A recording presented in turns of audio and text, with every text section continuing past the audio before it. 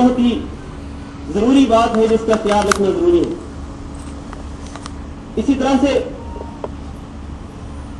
ایک اہم بات یہ ہے کہ جب آپ سفر کے لیے روانہ ہوں گے تو میرے بھائیوں بہت ہی ضروری ہے کہ آپ اپنی نیتوں کو اللہ رب العزت کی رضا کے لیے خالص کریں کہ آپ حج کے لیے کیوں جا رہے ہیں اور حج کی عبادت کرنے کیوں روانہ ہو رہے ہیں.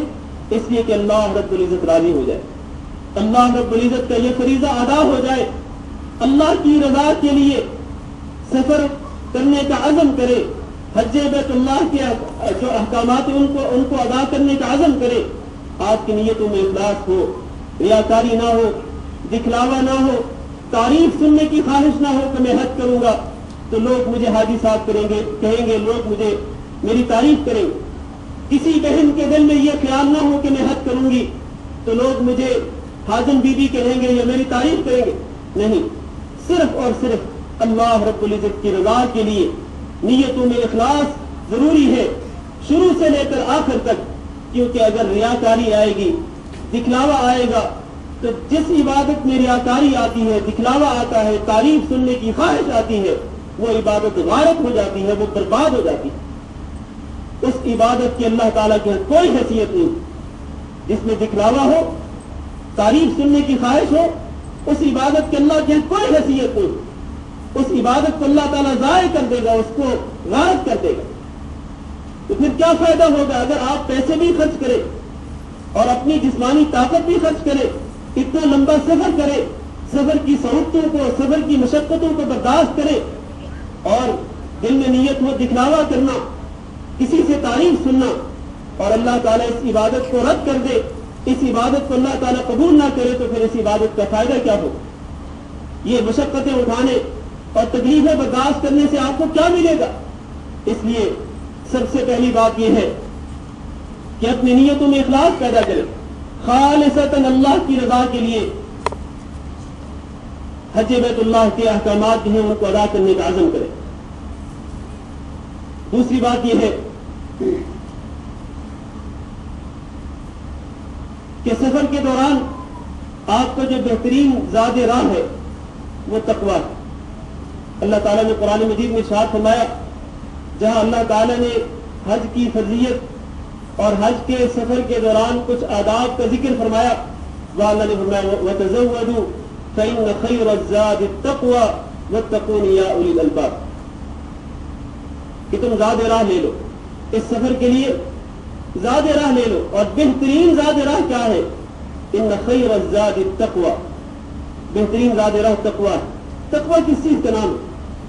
تقوی اس چیز کا نام ہے کہ آپ اللہ کا خوف اپنے دل میں رکھے, اللہ سے ڈرتے ہوئے, اللہ کا خوف کھاتے ہوئے یہ پورا سفر کرے اور حج بیت اللہ کے احکامات کو ادا کرے, اللہ تعالیٰ کی نافرمانی سے ڈرتے ہوئے. اس لیے کہ اللہ کا خوف آپ کے دلوں میں ہوگا, اللہ کا ڈر ہوگا تو آپ اللہ تعالیٰ کی نافرمانی سے پرہیز کریں گے, گناہوں سے اجتناب کریں گے. لیکن اگر اللہ کا خوف نہیں ہوگا, اللہ کا ڈر نہیں ہوگا تو پھر آپ حج کے دوران بھی, حالانکہ عظیم عبادت کے لیے آپ گئے ہیں, اس دوران بھی آپ گناہ کرتے رہیں گے اور اللہ کی نافرمانیوں کا ارتکاب کرتے رہیں گے. لہذا تقویٰ بہت بڑی چیز ہے, اس کو سب سے بڑا زاد راہ بنائیں. ہم لوگ اپنے لیے زاد راہ لیتے ہیں, پیسہ لیتے ہیں اور باقی جو ضروریات کی چیزیں ہوتی ہیں وہ اپنے ساتھ لیتے ہیں. یقینی طور پر یہ ضرور ہے, پیسہ بھی ساتھ رکھنا چاہیے, باقی جو ضروریات سفر ہے ان کو بھی ساتھ رکھنا چاہیے. لیکن جو اہم زاد راہ ہے, سفر خرچ جو ہے وہ کیا ہے؟ وہ تقویٰ ہے.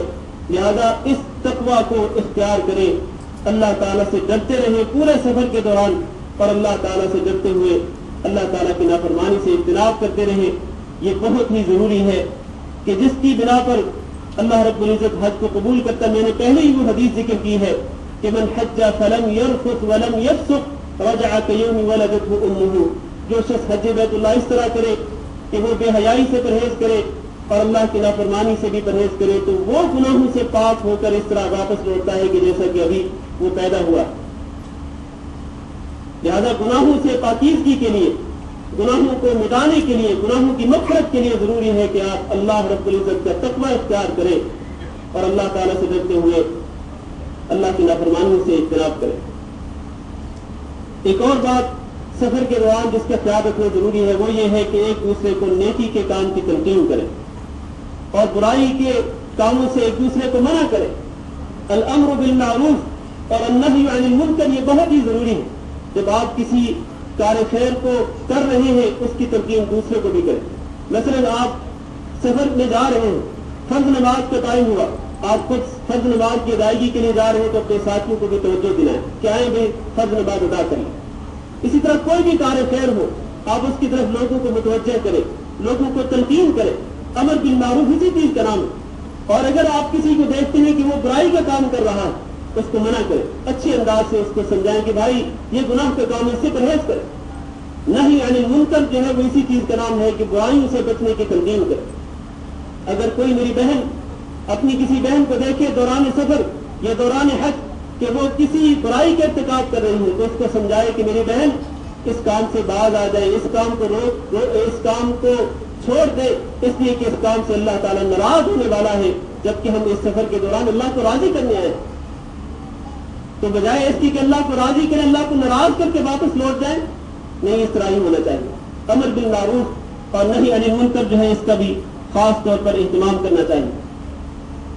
میرے عزیز بھائی اور دوستو, یہ وہ بات آداب ہیں جن کا میں نے خاص طور پر تذکرہ کیا ہے کہ سفر سے پہلے ان چیزوں کا خیال رکھنا چاہیے اور سفر کے دوران بھی ان چیزوں کو ہمیشہ ملحوظ خاطر رکھنا چاہیے.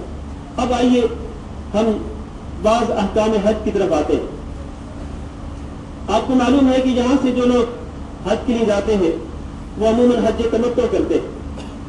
حج تمتع کس چیز کا نام ہے کہ آپ میقات سے عمرے کا احرام باندھیں اور عمرے کی نیت کریں اور مکہ مکرمہ میں پہنچ کر آپ وہاں پر عمرہ کے احکامات ادا کریں. اس کے بعد احرام کھول دیں, احرام کی پابندیوں سے آزاد ہو جائیں.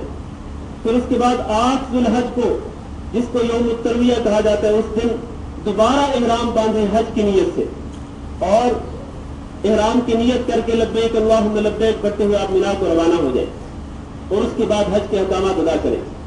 تو یہ حج تمتع ہے کہ آپ کو 2 بار احرام باندھنا ہوتا ہے, ایک بار میقات سے عمرہ کی نیت کرتے ہوئے اور دوسری بار مکہ مکرمہ سے جہاں آپ کی رہائش ہے وہیں سے آپ احرام باندھیں گے اور احرام کی نیت کریں گے اور اس میں نیت ہوگی آپ کی حج ادا کرنے کی. تو جو 2 احراموں کے درمیان حلال ہوں گے آپ اسی کو حج تمتع کہتے ہیں. تو جب آپ میقات پہ پہنچیں گے وہ لوگ جو کہ بائی روڈ جا رہے ہیں اور سیدھا مکہ مکرمہ جا رہے ہیں تو ظاہر ہے کہ ان کو السیل الکبیر جو کہ اہل نجد کے لیے میقات مقرر کیا گیا شریعت کے اندر اس میقات سے وہ گزریں گے. اور جو لوگ مدینہ منورہ جا رہے ہیں خاص طور پر بائیت جو لوگ جا رہے ہیں ظاہر ہے کہ وہ پہلے مدینہ منورہ میں اتریں گے اور وہاں سے وہ مدینہ منورہ کے میقات سے وہ احرام باندھیں گے.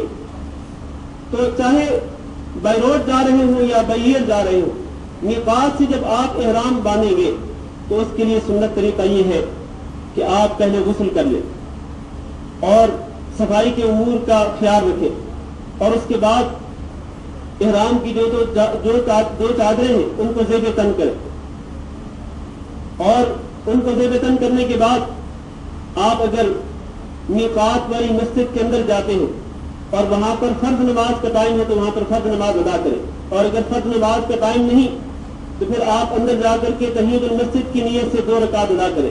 اس کے بعد واپس آئیں, اپنی سواری میں اپنی بس میں بیٹھے اور پھر آپ لبیک اللہم عمرتن یا لبیک اللہم لبیک عمرتن کہ اللہ میں عمرہ کے لیے حاضر ہوں یہ الفاظ کہہ کر کے آپ عمرہ کی نیت کر کے آپ تلبیہ پڑھنا شروع کر دیں. ہماری مائیں بہنیں ہیں ان کے احرام کے لیے کوئی خاص لباس نہیں. ظاہر ہے کہ آپ جانتے ہیں کہ مردوں کے لیے تو خاص لباس ہے 2 سفید چادریں ایک نیچے اور ایک اوپر, لیکن عورتوں کے لیے کوئی خاص لباس نہیں. البتہ یہ ہے کہ ان کو سادہ لباس پہننا چاہیے, پرکشش لباس پہننے سے جاذب نظر جو لباس ہو اس کو پہننے سے پرہیز کرنا چاہیے. تو عام لباس میں ہماری مائیں بہنیں جو ہیں وہ احرام کی نیت کریں گی اور لبیک اللہم لبیک پڑھتے ہوئے عمرہ کی نیت کے ساتھ وہ بیت اللہ کی طرف روانہ ہو جائیں گے. میرے بھائیوں اور میری بہنوں, جب آپ لبیک اللہم عمرتن کہتے ہوئے عمرہ کی نیت کریں گے تو اس کے ساتھ ہی آپ پر احرام کی پابندیاں لاگو ہو جائیں گی۔ احرام کی پابندیاں کیا ہے؟ اختصار کے ساتھ ان کا تذکرہ کر دو کہ آپ خوشبو نہیں لگا سکتے نیت کرنے کے بعد، نہ اپنے جسم پر اور نہ ہی اپنے لباس پر، اپنے احرام پر۔ اسی طرح آپ اپنے ناخن نہیں کاٹ سکتے، اپنے بال نہیں کاٹ سکتے ہیں، بال اپنے جسم کا کوئی بھی بال نہیں اتار سکتے۔ مردوں کے لیے ضروری ہے کہ وہ احرام کے دوران اپنا سر نہیں ڈھانپ سکتے ہیں، اپنا سر ننگا رکھنا ضروری ہے۔ اور مردوں کے لیے یہ بھی ضروری ہے کہ وہ سلا ہوا کپڑا نہیں پہن سکتے ہیں۔ خواتین کے لیے جائز ہے کہ وہ سلا ہوا کپڑا پہن سکتے ہیں، لیکن مردوں کے لیے جائز نہیں کہ احرام کے دوران وہ سلا ہوا کپڑا پہنے۔ اسی طرح وہ خامن بیوی جو حج میں ایک ساتھ جا رہے ہیں، ان کے لیے ضروری ہے کہ وہ اپنے تمام تعلقات سے احرام کے دوران اجتناب کریں۔ شکار نہیں کر سکتے، خشکی کا شکار۔ اسی طرح منگنی اور نکاح وغیرہ کے معاملات جو ہوتے ہیں وہ بھی احرام کے دوران حرام ہوتے ہیں، ان چیزوں سے پرہیز کرنا ضروری ہوتا ہے۔ تو یہ جو بعض پابندیاں ہیں، اسی طرح خواتین کے لیے ہے کہ وہ دستانے نہیں پہن سکتی اور اپنے چہرے پر وہ نقاب نہیں پہن سکتی، یہ خواتین کے لیے ضروری ہے۔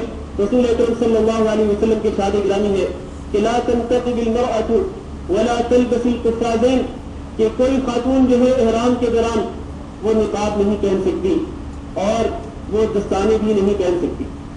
دستانے پہننا بھی حرام ہے احرام کے دوران، اور نقاب پہننا بھی حرام ہے کسی بھی خاتون کے لیے احرام کے دوران۔ تاہم یہ مسئلہ یہاں سمجھنا ضروری ہے اور اس کی طرف تنبیہ کرنا ضروری ہے کہ نقاب سے تو منع کیا رسول اکرم صلی اللہ علیہ وسلم نے، لیکن اس کا یہ معنی نہیں ہے کہ جب ہماری مائیں بہنیں غیر محرم مردوں کے سامنے ہوں تو وہاں پر بھی اپنا چہرہ کھلا رکھیں، اس کی اجازت نہیں۔ پردہ کرنا ضروری ہے احرام کی حالت میں۔ حضرت عائشہ رضی اللہ تعالی عنہ اور حضرت فاطمہ بنت المنذر رضی اللہ تعالی عنہ، ان دونوں کی احادیث موجود ہے سنن ابی داؤد اور سنن ترمذی وغیرہ میں۔ وہ یہ بیان کرتے ہیں کہ ہم احرام کے دوران جب ہم محرم مردوں کے سامنے ہوتے یا وہاں پر صرف عورتیں ہی ہوتی تو ہم اپنا چہرہ کھلا رکھتے، اور جب غیر محرم مرد ہمارے سامنے آتے تو پھر ہم نے جو چادر پہن رکھی ہوتی، جس چادر کے ساتھ ہم نے پردہ کر رکھا ہوتا، اسی چادر کو اپنے چہروں پر لٹکا لیا کرتے۔ اس سے ثابت یہ ہوتا ہے کہ احرام کے دوران خواتین کو اپنے چہروں کا بھی پردہ کرنا چاہیے، اسی کا حکم دیا گیا، کیونکہ مکمل پردے کا حکم ہے تو یہ مکمل پردے کا حکم احرام کے دوران بھی باقی رہتا ہے، یہ ختم نہیں ہوتا۔ اور بعض خواتین جو ہے وہ یہ سمجھتی ہے کہ اگر وہ پردہ کریں گی اور نقاب یا کوئی دوپٹہ یا چادر وغیرہ اگر وہ چہرے کو مس کرے گی، چہرے کو ٹچ کرے گی، تو وہ سمجھتی ہے کہ اس سے دم واجب ہو جائے گا، اور یہ بات درست نہیں ہے۔